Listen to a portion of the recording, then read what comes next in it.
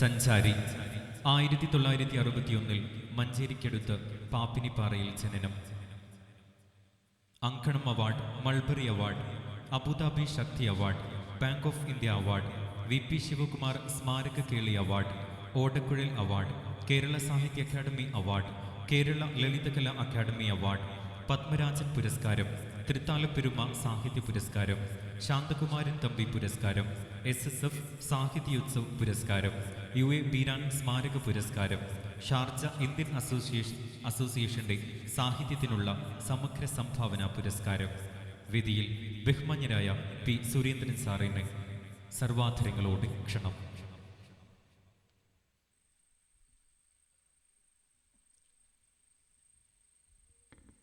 അധ്യക്ഷതയിലെ ബഹുമാന്യ സുഹൃത്തുക്കൾ, നിങ്ങളുടെ സ്ഥാപനങ്ങളുടെ സാരഥി ബഹുമാനായ മദനി ഉസ്താദ്, ഇന്ന് ഈ വേദി പങ്കിടുന്ന എൻ്റെ ബഹുമാന്യ സുഹൃത്തുക്കളായിട്ടുള്ള പണ്ഡിതന്മാർ, പ്രിയപ്പെട്ട വിദ്യാർത്ഥികൾ, ഞാൻ കുറച്ച് നേരത്തെ വന്നിരുന്നു.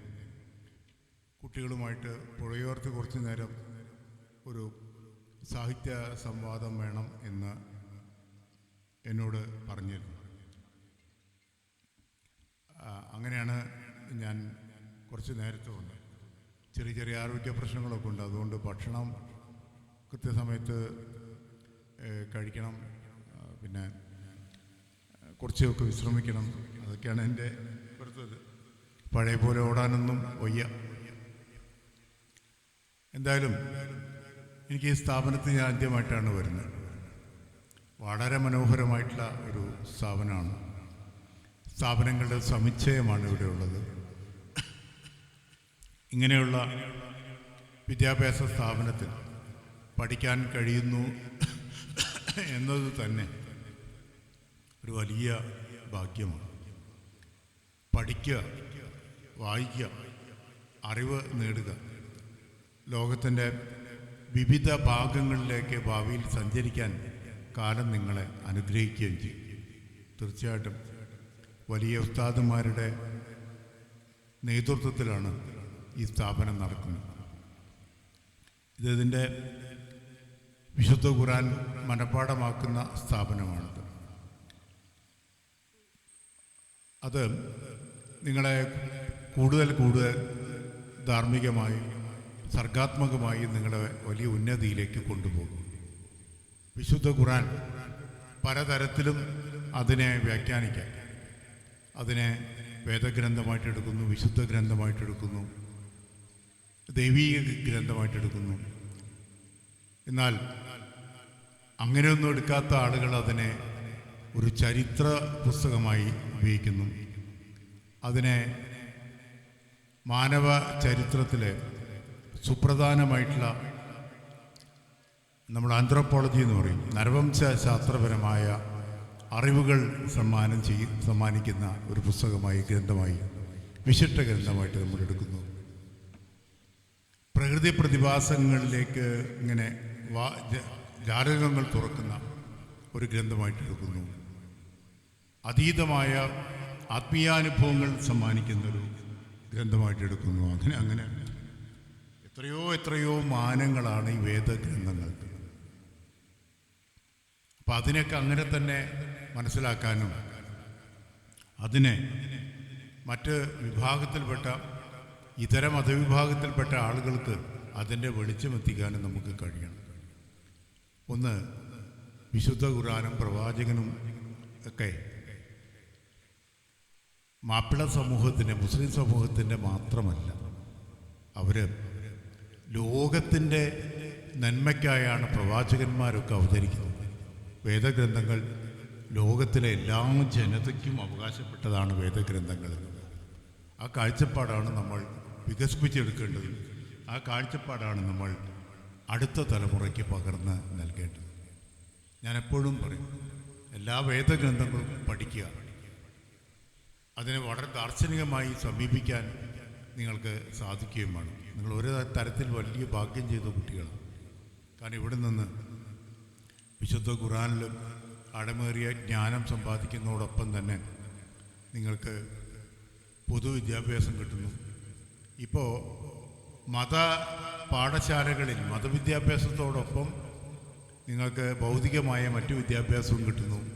ലോകത്തിൻ്റെ പല ഭാഗങ്ങളിൽ പോയി നിങ്ങൾക്ക് പഠിക്കാൻ നിങ്ങൾക്ക് സാധിക്കുന്നു. ഇവിടുത്തെ പഠനം കഴിഞ്ഞാൽ നിങ്ങൾ ഈജിപ്തിലേക്ക് പോകുക, നിങ്ങൾ സൗദി അറേബ്യയിലേക്ക് പോകണം, അല്ലേ? അവിടേക്കൊക്കെ പോകണം.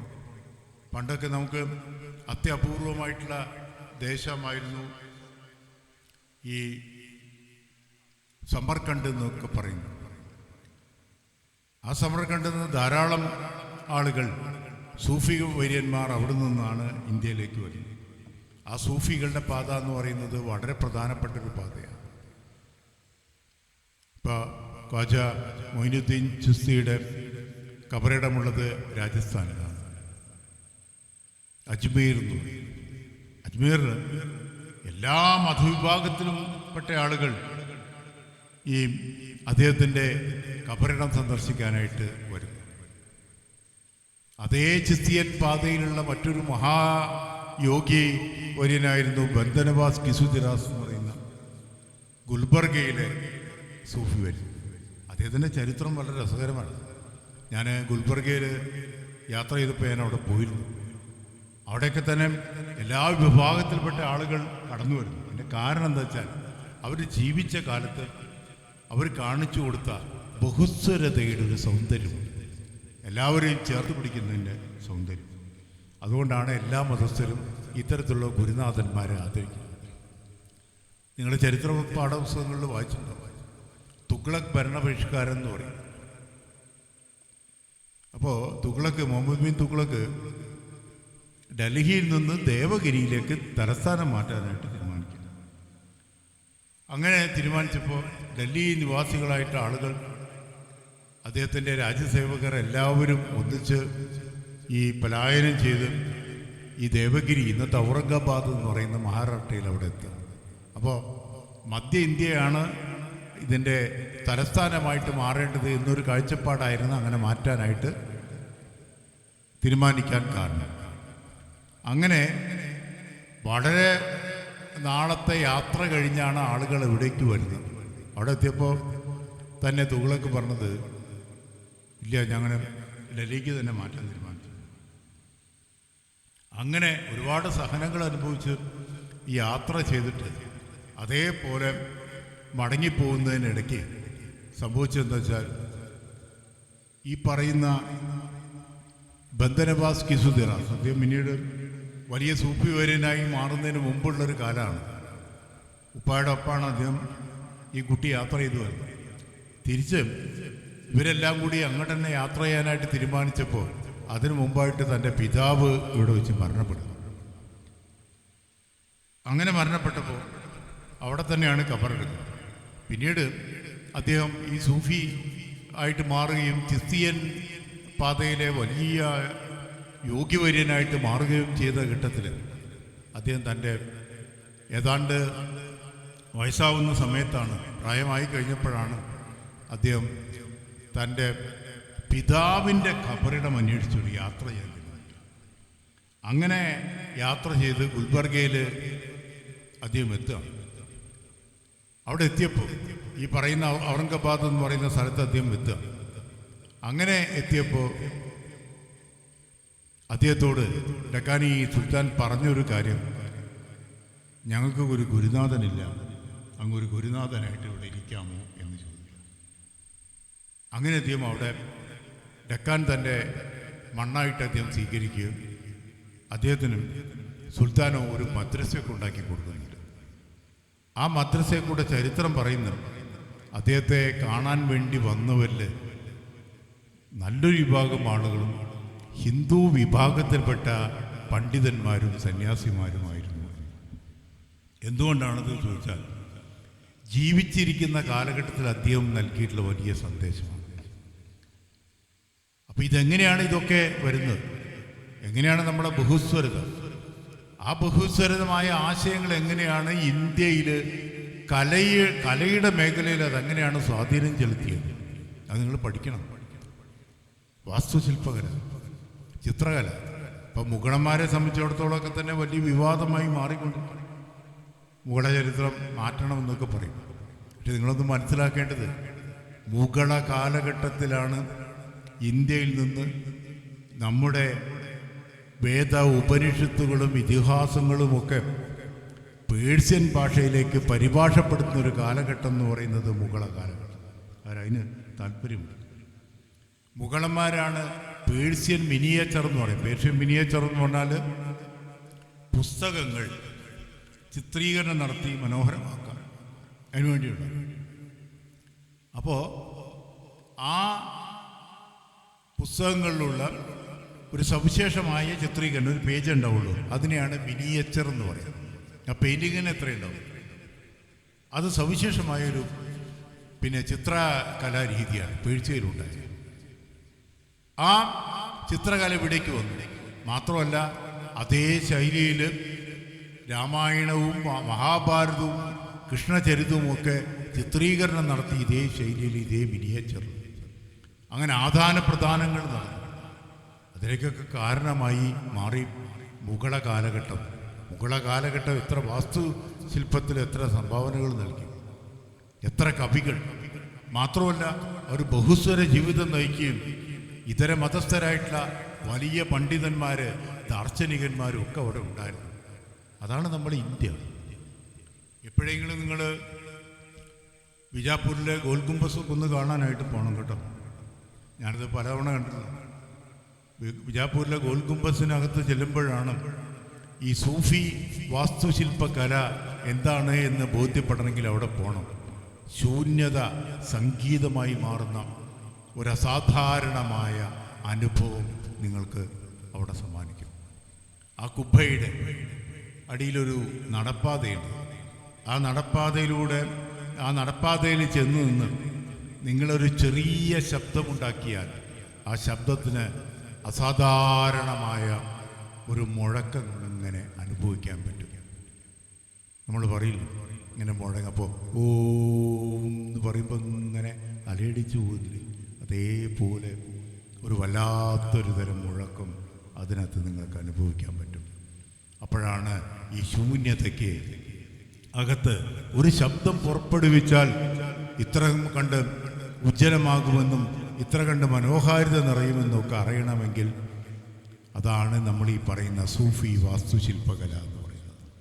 അപ്പോൾ വാസ്തുശില്പകലയിൽ എങ്ങനെയാണ് ഒരു ഇസ്ലാമിൻ്റെ ഒരു സവിശേഷമായ പ്രാർത്ഥനാപൂർണമായ ഒരു ദർശനം എങ്ങനെയാണ് കടന്നു വരുന്നത്, അതെങ്ങനെയാണ് ബഹുസ്വരമായി ഒരു ഇന്ത്യക്ക് വലിയ സംഭാവനകൾ നൽകുന്നത്. നിങ്ങൾ താജ്മഹലിനെ പറ്റി പഠിച്ചു കാണും അല്ലേ?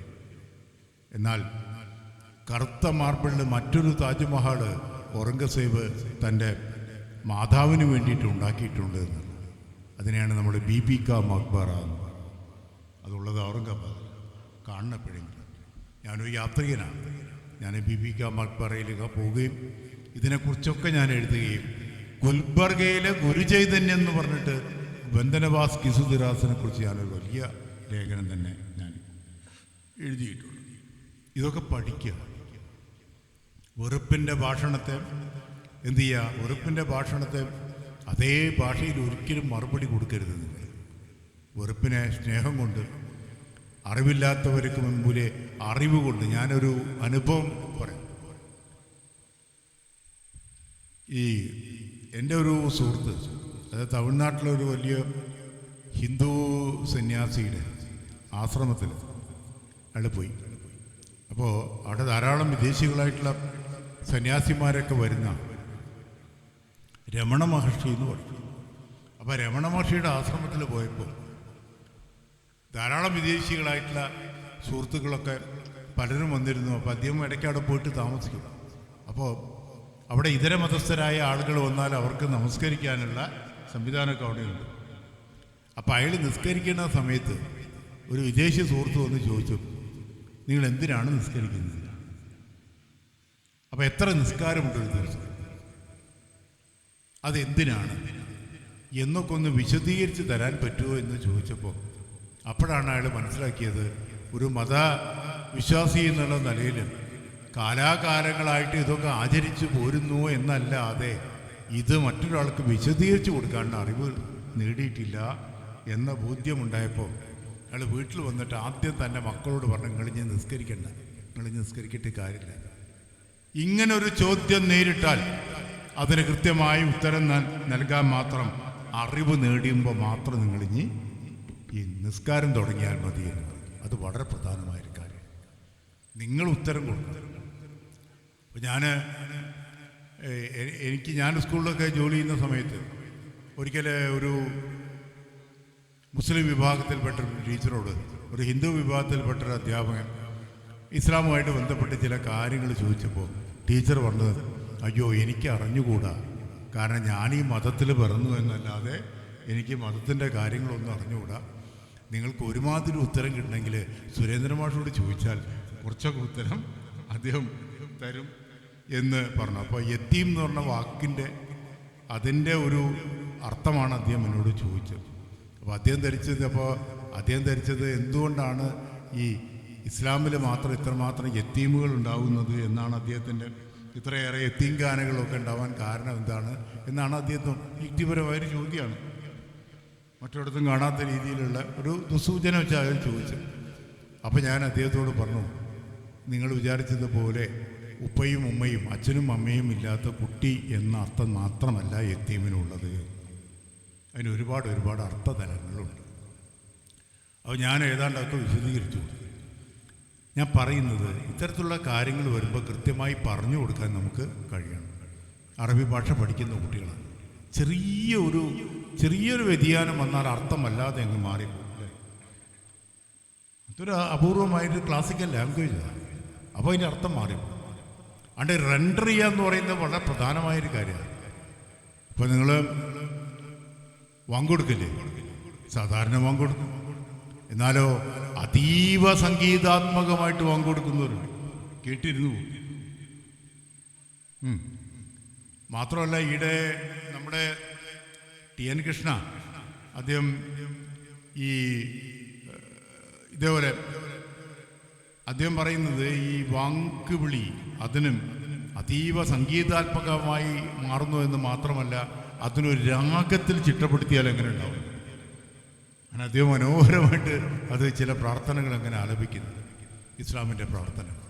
അപ്പോഴാണ് ബാങ്കുവിളി നമ്മൾ ഓർക്കുക. അതുകൊണ്ടാണ് ഇസ്ലാമിൻ്റെ ചരിത്രത്തിൽ ബിലാലിൻ്റെ ബാങ്കുവിളി എന്ന് പറയുന്നത് അസാധാരണമായി അടയാളപ്പെടുത്താനുള്ള കാരണം ബിലാലിൻ്റെ ആ കണ്ഠത്തിൻ്റെ മനോഹാരിതയാണ്, ആ സംഗീതത്തിൻ്റെ മനോഹാരിത.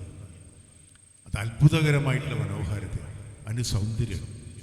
അപ്പോൾ നിങ്ങൾ എന്തു പറഞ്ഞു, ഞാൻ എപ്പോഴും പറയുന്നൊരു കാര്യമാണ്. ഇപ്പോൾ ഒരു തമാശ രൂപേണ ഞാൻ വേറൊരു കാര്യം പറയാം. നിങ്ങളെല്ലാവരും പിന്നെ കോൺസ്റ്റിറ്റ്യുവൻസി എന്ന് പറയുന്നുണ്ട് അല്ലേ? ഭരണഘടനയ്ക്ക് നമ്മൾ പറയുന്നില്ലേ? അത് വാക്ക് നമ്മൾ ഉപയോഗിക്കും ഇല്ലേ? അതിന് സമാനമായിട്ടൊരു വാക്കമാണ് കോൺസ്റ്റിപ്പേഷൻ എന്ന് വെച്ചാൽ എന്താ? മലബന്ധം. രാവിലെ പോയാൽ കക്കൂസിൽ പോകാൻ രണ്ട് ഏതാണ്ട് സമാനമായിട്ടുള്ള രണ്ട് വാക്കുകൾ. അപ്പോൾ ഒരു പ്രൊഫസർ ക്ലാസ്സിൽ ചരിത്ര ക്ലാസ് അവസാനിപ്പിക്കുമ്പോൾ ഈ ഭരണഘടനയെക്കുറിച്ച് കോൺസ്റ്റിറ്റ്യൂഷനെക്കുറിച്ച് ഒരു നല്ല പ്രബന്ധം എഴുതി കൊണ്ടുവരണമെന്ന് കുട്ടികളോട് പറഞ്ഞു. അതിൽ ബുദ്ധിമാനായൊരു കുട്ടിയുണ്ട്. അവൻ ക്ലാസ്സിൽ അങ്ങനെ ചിലപ്പോൾ ശ്രദ്ധിക്കുന്നില്ല. അവനിരുന്ന് ഉറങ്ങും. ഉറങ്ങാനുള്ള കാരണം വെച്ചാൽ അവൻ രാത്രി ഏറെ നേരം ഇരുന്ന് വായിക്കും എന്നതുകൊണ്ടാണ്. വളരെ നേരം ഇരുന്നിട്ട് അവൻ വായിച്ചുകൊണ്ടിരിക്കും.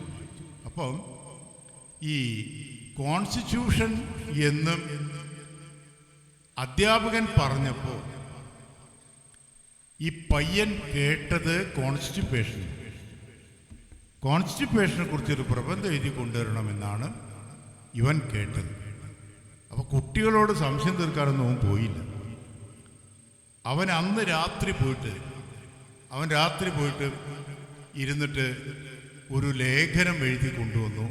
ഇന്ത്യൻ കോൺസ്റ്റിറ്റ്യൂഷൻ എന്നാണ് ആ ലേഖനത്തിൻ്റെ പേര്. ഇങ്ങനെ ഇന്ത്യൻ കോൺസ്റ്റിറ്റ്യൂഷൻ.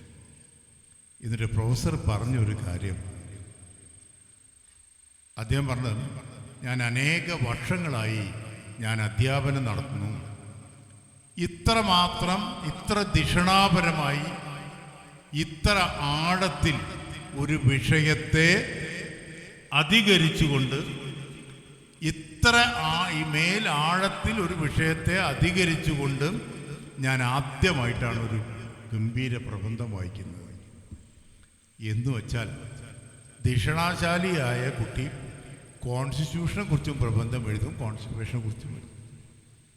അത് ധിഷണയുടെ ഒരു തലം. ഏത് വിഷയം കിട്ടിയാലും അത് മനോഹരമായിട്ട് പ്രസൻറ്റ് ചെയ്യാൻ കഴിയും. ലാംഗ്വേജ് വളരെ പ്രധാനമാണ്. മലയാളത്തിൽ നിങ്ങൾ എഴുതുമ്പോൾ കാര്യമായിട്ട് പോയിൻ്റ് ഒന്നുമില്ലെങ്കിലും നിങ്ങളെ ഭാഷ മനോഹരമായ ഭാഷയിൽ അത് പ്രസൻറ്റ് ചെയ്തിട്ടുണ്ടെങ്കിൽ ഈ മലയാളം ടീച്ചർ ഇങ്ങനെ നോക്കിയിട്ട് ഒരു കാര്യം പോയിട്ടൊന്നുമില്ലെങ്കിൽ എത്ര മനോഹരമായിട്ട് ഇവൻ ഓരോ ചോദ്യങ്ങളും എത്ര രസകരമായിട്ടാണ് അറ്റൻഡ് ചെയ്തിട്ട് എഴുതിയത് എന്ന് മനസ്സിലാക്കുമ്പോൾ താനെ നിങ്ങൾക്ക് മാർക്ക് തരാൻ തോന്നിപ്പോകും. എന്ത് പോയിന്റ് നിങ്ങൾ പറയുന്നു എന്നല്ല, എത്ര ഭംഗിയായിട്ട് പറയുന്നു, അതെത്ര സൗന്ദര്യാത്മകമായിട്ട് നിങ്ങൾ പറയുന്നു. അതാണ് ഞാൻ പറയുന്നത്. 100 കുട്ടികൾ വിശുദ്ധ ഖുർആനിലെ ഒരു സൂക്തമെടുത്ത് ചൊല്ലുമ്പോൾ ആ 100 കുട്ടികളും 100 വ്യത്യസ്തമായ രീതിയിൽ അത് റെൻഡർ ചെയ്യണം. അതാണ് അതിൻ്റെ മനോഹരം. അവിടെയാണ് വ്യക്തിത്വം എന്ന് പറയുന്നത്. നിങ്ങൾ മനുഷ്യനെ നോക്കൂ, കോടാനുകോടി മനുഷ്യരുടെ ഒരാളുടെ തമ്പി പ്രശ്നം പോലെ വേറൊന്നുമില്ല. നമുക്ക് തോന്നുന്നതൊക്കെ ഒരുപോലെയാണ്. നല്ല ഓരോരുത്തരെയും തമ്പി പ്രശ്നം മറ്റാളുടെ ഇതുപോലെ അല്ലാത്തത് കൊണ്ടാണ് അവസാനം ഫോറൻസിക് വിദഗ്ധർക്ക് ഈ തമ്പി ഇംപ്രഷൻ നോക്കി കുറ്റവാളികളെ പിടിക്കാൻ കഴിയുന്നത്. അത് അപ്പോൾ നോക്കൂ, പ്രകൃതിയിലെ അത്ഭുത പ്രതിഭാസങ്ങൾ അങ്ങനെ തന്നെയാണ്. ഇപ്പം നമ്മൾ പറയില്ലേ, നമുക്ക് വലിയ സാമൂഹ്യ ജീവിതം, നമുക്കൊരു നേതാവ് ഉണ്ടാവും, അല്ലെങ്കിൽ രാജാവ് ഉണ്ടാവും, രാജകൊട്ടാരമുണ്ടാവും, രാജ്യസേവകരുണ്ടാവും. മനുഷ്യൻ്റെ കാര്യത്തിൽ അങ്ങനെയാണ്. വലിയ രാജകൊട്ടാരങ്ങളിൽ രാജ്യസേവകരുണ്ടാവും, ഒക്കെ ഉണ്ടാവും. അതിൻ്റെ ഒരു സൈന്യം ഉണ്ടാവും, ഒരു രാജാവ് ഉണ്ടാവും, ഒരു റാണി ഉണ്ടാവും. അങ്ങനെയൊക്കെയാണല്ലോ നമ്മൾ സങ്കല്പിച്ചിട്ടുള്ളത്.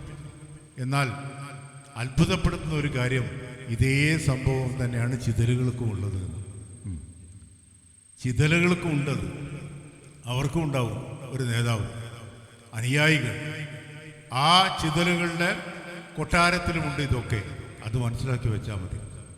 എല്ലാ ജീവജാലങ്ങൾക്കും ഒരു സാമൂഹ്യ ജീവിതം എല്ലാ ജീവജാലങ്ങൾക്കും ഉണ്ട് എന്ന്. കോവിഡ് എന്ന് പറയുന്ന മഹാരോഗത്തിൻ്റെ കാലഘട്ടത്തിൽ നമ്മളൊക്കെ തന്നെ അനുഭവിച്ചൊരു കാര്യം, സ്കൂളുകളൊന്ന് തുറന്നു കിട്ടിയാൽ മതി എന്നായി അല്ലേ. ഓൺലൈൻ നമുക്ക് മടുത്തു. കാരണം ഓൺലൈനിൽ മനുഷ്യർക്ക് ജീവിക്കാൻ കഴിയുകയില്ല എന്നുള്ള. എല്ലാവരും വിനിമയം, അങ്ങനെ നേരിട്ട് മത്സരിക്കുക, അതിന് സമ്മാനം കിട്ടുക. അത് നിങ്ങൾ ആ മത്സരത്തിൽ വന്ന് നിങ്ങൾ സ്റ്റേജിൽ പാട്ട് പാടുമ്പോൾ, ഒരു കവിത ആലപിക്കുമ്പോൾ അതിന് കിട്ടുന്ന ഒരു അംഗീകാരം വളരെ വലുതാണ്. അതിലേക്കൊക്കെ പോകാൻ നിങ്ങൾക്ക് കഴിയണം. പരന്ന വായനമാണ്. പുസ്തകങ്ങൾ നല്ല ഒരുപാട് സമയം നിങ്ങൾ അതിനു വേണ്ടി ചിലവഴിക്കണം. പിന്നെ എനിക്ക് കുട്ടികളോട് പറയാനുള്ള കാരണം, നിങ്ങൾ ഈ മൊബൈലിൽ ഇരുന്നിട്ട് വെറുതെ സമയം കളയാതിരിക്കാൻ ശ്രദ്ധിക്കണം. അനാവശ്യമായിട്ട് സമയം പോകും, അതിനൊന്നും നിൽക്കരുത്.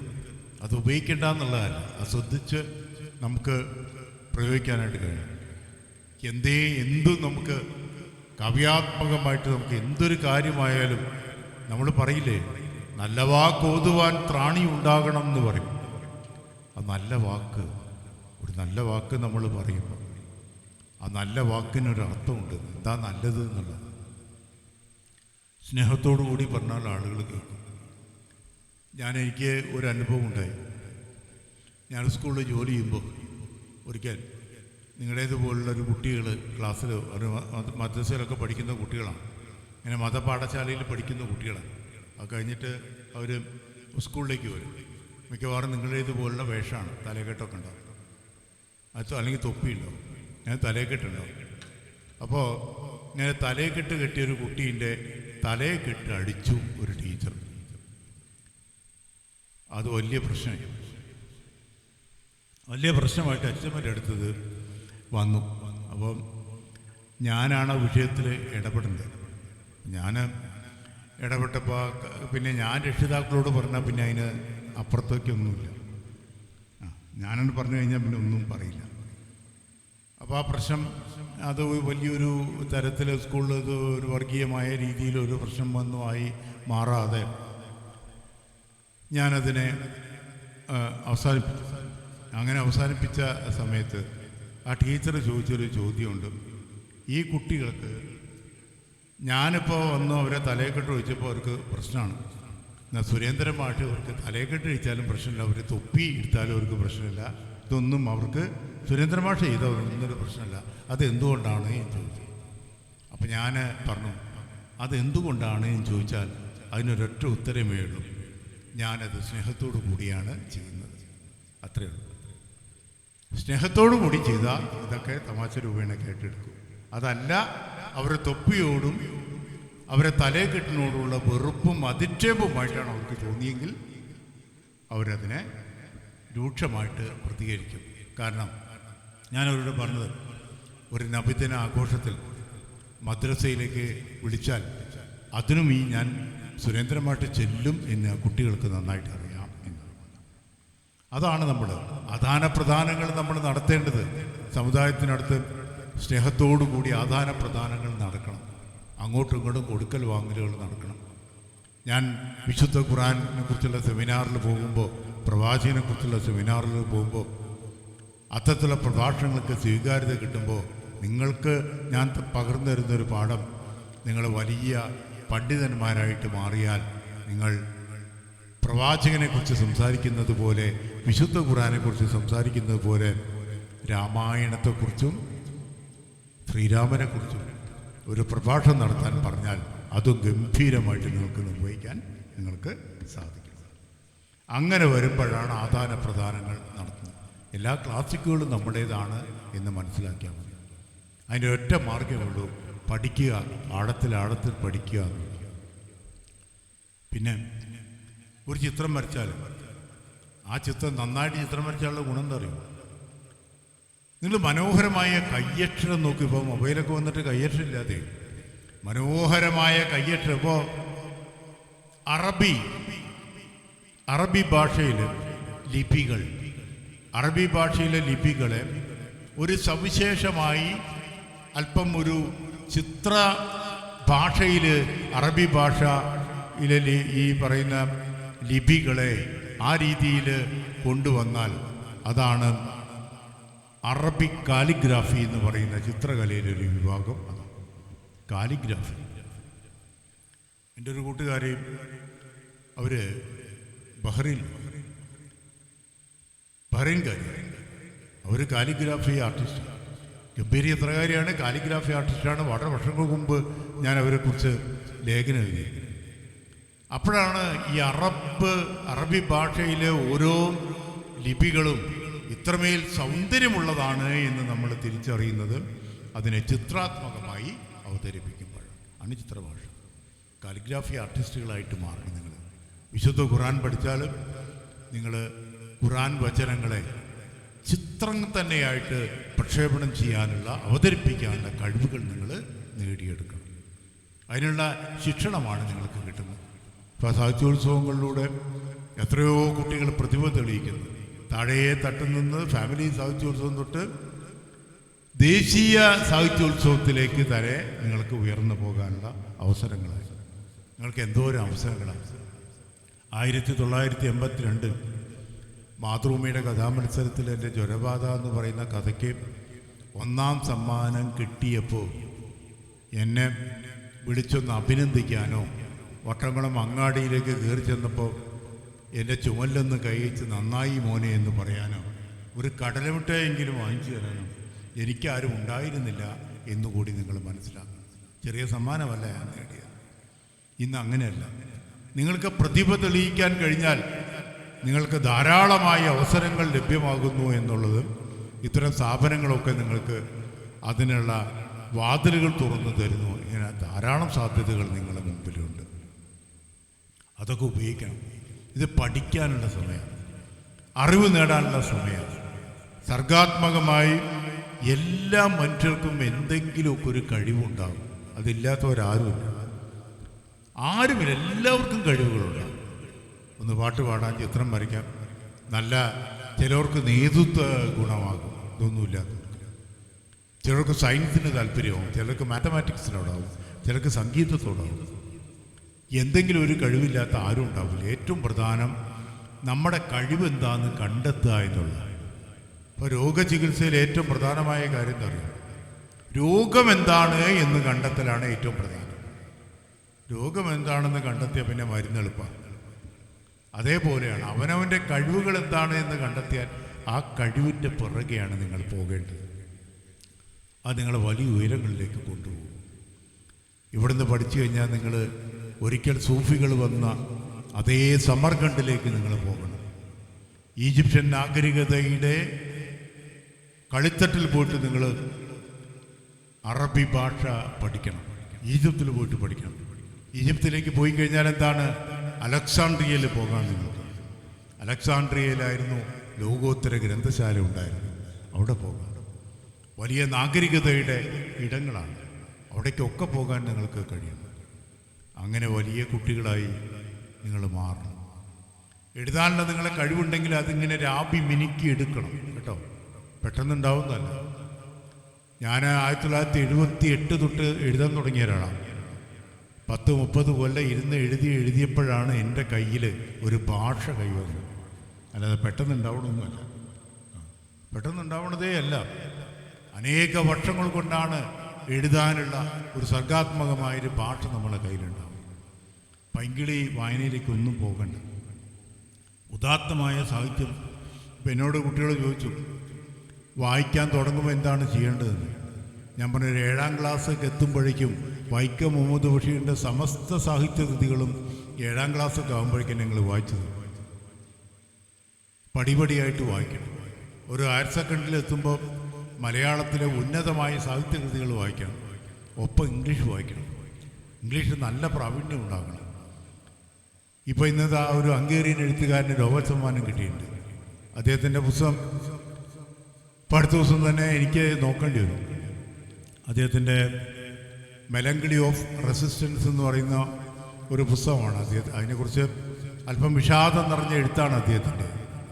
കുറച്ച് വിഷാദിയാണ്. ഫ്രാൻസ് കാഫ്കയുടെയൊക്കെ തരത്തിൽ അങ്ങനെ ഒരു പ്രത്യാശയൊന്നും ലോകത്ത് നൽകാത്ത ഒരു തരത്തിൽ ഏകാഗ്രത അനുഭവിക്കുന്ന ഒരു എഴുത്തുകാരനാണ്. അദ്ദേഹത്തിൻ്റെ മെലങ്കളി ഓഫ് റെസിസ്റ്റൻസ് എന്ന് പറയുന്നത് വളരെയേറെ ചർച്ച ചെയ്യപ്പെട്ട പുസ്തകമാണ്. അതിൻ്റെ പരിഭാഷയൊക്കെ ഇനി വരാൻ താമസിക്കുന്നു. പക്ഷേ ഇംഗ്ലീഷ് നന്നായിട്ട് അറിഞ്ഞാൽ നിങ്ങൾക്ക് നാളെ തന്നെ പോയിട്ട് ആ പുസ്തകം, ഇംഗ്ലീഷിൽ ലഭ്യമായ പുസ്തകം നിങ്ങൾക്ക് വായിക്കാം. ഇപ്പം ഞാൻ ബാനു മുഷ്താഖിൻ്റെ കഥകൾ, ഹാർട്ട് ലാമ്പ് എന്ന് പറയുന്ന കഥാസമാഹാരമാണ് ഞാൻ ലാസ്റ്റ് വായിച്ചത്. അത് Man Booker Prize 2025 Man Booker Prize കിട്ടിയ പുസ്തകം. പക്ഷേ ആ കഥാപുസ്തകം കന്നഡയിൽ എഴുതിയ കഥകൾ പിന്നെ ഇംഗ്ലീഷിലേക്ക് പരിഭാഷപ്പെടുത്തിയതാണ് ഹാർട്ട് ലാമ്പ്. പക്ഷേ മുസ്ലിം സാമൂഹ്യ ജീവിതമൊക്കെ അടയാളപ്പെടുത്തുന്നു ഉണ്ട് എന്നല്ലാതെ കാര്യമായ ഒരു സവിശേഷതയും ഞാൻ ആ പുസ്തകത്തിൽ കണ്ടില്ല. വളരെ ഇടത്തരം കഥകൾ, വളരെ ഇടത്തരം കഥ. എങ്ങനെയാണ് ബുക്കർ പ്രൈസ് കിട്ടിയതെന്ന് എനിക്ക് അറിഞ്ഞു. ഇത് അറിയണമെങ്കിൽ എന്ത് ചെയ്യണം? ഇവരെ കഥകൾ അത്ര നന്നായിട്ടില്ല എന്ന് അറിയണമെങ്കിൽ പുസ്തകം വായിക്കാനുണ്ട്. അല്ലാതെ പറയാൻ പറ്റും. ഞാൻ വായിച്ചു. നിങ്ങൾ ഭാവിയിൽ വായിക്കുക. ഇടത്തരം, വളരെ ഇടത്തരം, വളരെ സാധാരണ കഥകൾ. ചിലപ്പോൾ അങ്ങനെയാണ്. ചിലപ്പോൾ നോബൽ സമ്മാനം കിട്ടുന്ന പുസ്തകങ്ങൾ കാര്യമായിട്ടൊരു മികച്ച പുസ്തകങ്ങളൊന്നും ആവില്ല.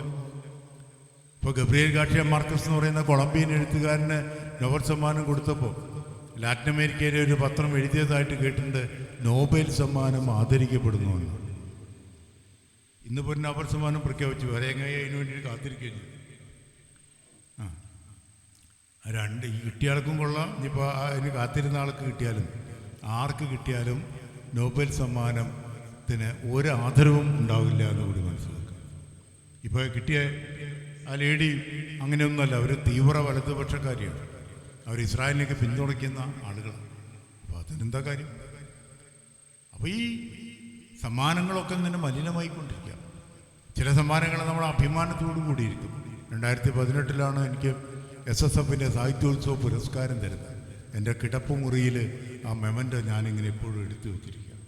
ഏറെ അഭിമാനത്തോടു കൂടി ഞാൻ എടുത്തു വച്ചിരിക്കുക. അങ്ങനെയായിട്ട് മാറാൻ കഴിയണം. നിങ്ങളെ ചൊല്ലി സ്ഥാപനം അഭിമാനിക്കണം. നിങ്ങളെ ഗ്രാമം അഭിമാനിക്കണം. നിങ്ങളെ അച്ഛനമ്മമാർ നിങ്ങളെ ചൊല്ലി അഭിമാനിക്കണം. അങ്ങനെ സർഗഭാവം കൊണ്ട് സമ്പന്നരായ കുട്ടികൾ, നിങ്ങൾ സംസാരിക്കുമ്പോൾ ഒരു വാക്ക് നിങ്ങൾ ഉച്ചരിക്കുമ്പോൾ അതിൻ്റെ പേരിൽ നിങ്ങളെ ആദരിക്കുന്നു, നിങ്ങൾക്കൊരു ആദരവ് കിട്ടുന്നു. അതിൻ്റെ അർത്ഥം നിങ്ങളെ പഠിച്ച സ്ഥാപനത്തിന് ആദരവ് കിട്ടുന്നു എന്ന്, നിങ്ങളുടെ കുടുംബത്തിനൊരു ആദരവ് കിട്ടുന്നു എന്ന്. നിങ്ങളുടെ ഉസ്താദുമാർക്ക്, നിങ്ങളുടെ അധ്യാപകർക്ക് ഒരു ആദരവ് കിട്ടുന്നു എന്ന്.